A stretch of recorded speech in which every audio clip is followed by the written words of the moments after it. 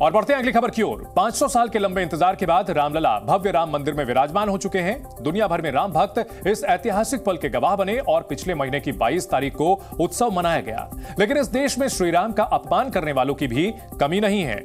तस्वीरें हम आपको दिखा रहे हैं ऑक्सफोर्ड ऑफ द ईस्ट कहे जाने वाले सावित्रीबाई फुले पुणे विश्वविद्यालय की, जहां रामलीला पर आधारित एक नाटक के मंचन के दौरान प्रभु श्री राम और माता सीता का मजाक उड़ाया गया। नाटक में एक सीन के दौरान सीता का किरदार निभाने वाले कलाकार को सिगरेट पीते हुए दिखाया गया, जबकि राम का अभिनय करने वाला शख्स सिगरेट जलाने में मदद कर रहा है। हैरत की बात तो यह है कि नाटक देखकर रहे वहां जो दर्शक मौजूद थे वो हंसते रहे और आनंद लेते रहे। किसी ने इसका विरोध नहीं किया।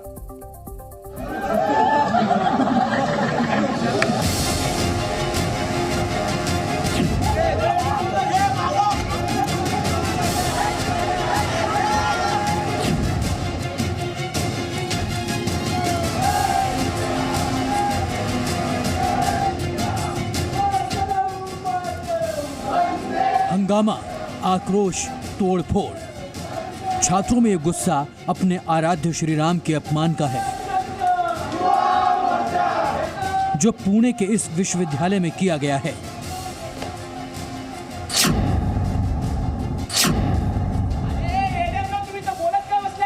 दरअसल 2 दिन पहले यानी 2 फरवरी को पुणे के सावित्रीबाई फुले विश्वविद्यालय में ललित कला विभाग की तरफ से जब्बीमेट नाटक का मंचन किया गया था, जो रामलीला पर आधारित था। इसमें एक सीन आया जिसमें माता सीता का किरदार अदा करने वाले कलाकार के हाथ में सिगरेट है। तभी श्री राम का अभिनय करने वाला कलाकार लाइटर से उस सिगरेट को जलाता है। इसके बाद धुएं के छल्ले हवा में उड़ने लगते हैं। हैरानी की बात यह है कि सीता का रोल निभा रहा यह शख्स सारी मर्यादाओं को तोड़ विवाद को बढ़ाता रहा, लेकिन ये सब देख रहे दर्शकों को इस पर कोई आपत्ति नहीं हुई। वो ठहाके लगाकर हंसते रहे।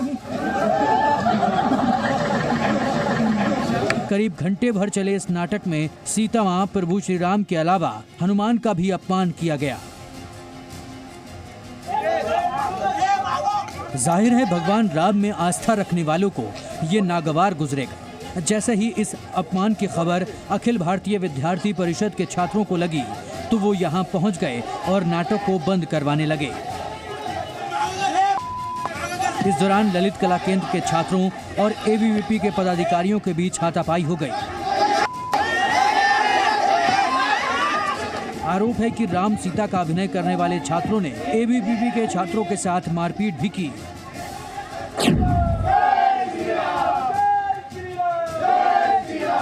नाटक में आपत्तिजनक संवाद और दृश्यों से नाराज छात्र यहीं नहीं रुके। हंगामा और बवाल के बाद यूनिवर्सिटी की बिल्डिंग में पहुंचे और जमकर तोड़फोड़ की।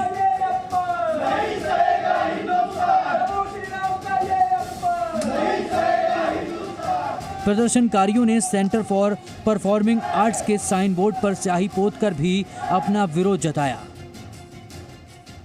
शुक्रवार की शाम महाराष्ट्र के पुणे में स्थित सावित्रीबाई फुले यूनिवर्सिटी में एक नाटक का आयोजन किया गया था।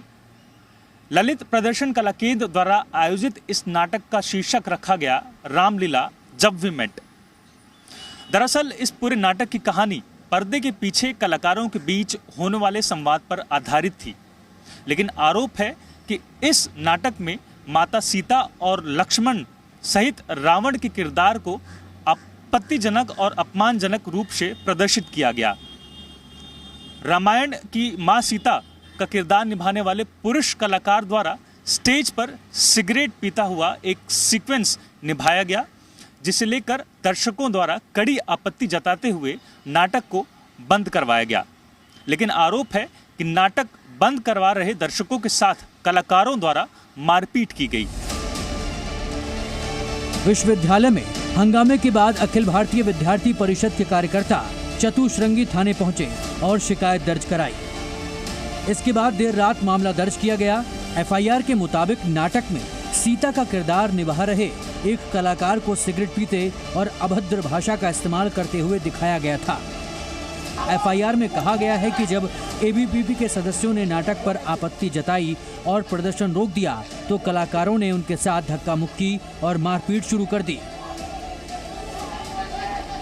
इसके बाद पुलिस ने ललित कला विभाग के प्रमुख डॉक्टर प्रवीण, छात्र भावेश पाटिल, जय पेडनेकर, प्रथमेश सावंत, ऋषिकेश दलवी और यश चिखले के खिलाफ धारा 295A यानी धार्मिक मान्यताओं का अपमान करना, धारा 294 अश्लील कृत्य और गाने, धारा 143/149 गैर कानूनी सभा, धारा 147 दंगा करने की सजा, धारा 323 जानबूझकर चोट पहुंचाना सहित सिगरेट और तंबाकू उत्पादन अधिनियम 2003 की धाराओं के तहत मामला दर्ज किया।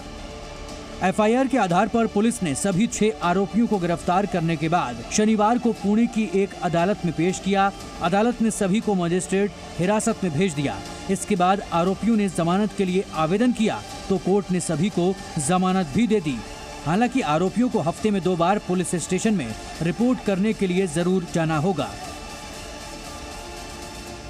माता सीता के अपमान से जुड़े इस मामले को लेकर एबीवीपी द्वारा शिकायत दर्ज करवाई गई, जिसके बाद पुणे पुलिस ने कलाकारों के खिलाफ आईपीसी सेक्शन 295A के तहत मामला दर्ज किया और कलाकार समेत आयोजकों को गिरफ्तार किया और उन्हें कोर्ट में पेश किया, जिसके बाद उन्हें कोर्ट से राहत मिली। लेकिन इस पुलिसिया कार्रवाई के बाद यूनिवर्सिटी ने भी अपने स्तर पर एक जांच कमेटी बिठाई, जिसकी अध्यक्षता पूर्व जिला न्यायाधीश द्वारा की जाएगी। हालांकि विवाद और तनाव को बढ़ता देख एहतियातन पुणे पुलिस द्वारा यूनिवर्सिटी कैंपस में बड़ी संख्या में पुलिस बंदोबस्त तैनात किया गया है। शनिवार सुबह एबीवीपी के कार्यकर्ताओं ने वाइस चांसलर के ऑफिस का घेराव किया और नाटक के खिलाफ अपना विरोध दर्ज कराया। इसके बाद वीसी ने घटना पर संज्ञान लेते हुए कार्रवाई का आश्वासन दिया और माफी भी मांगी।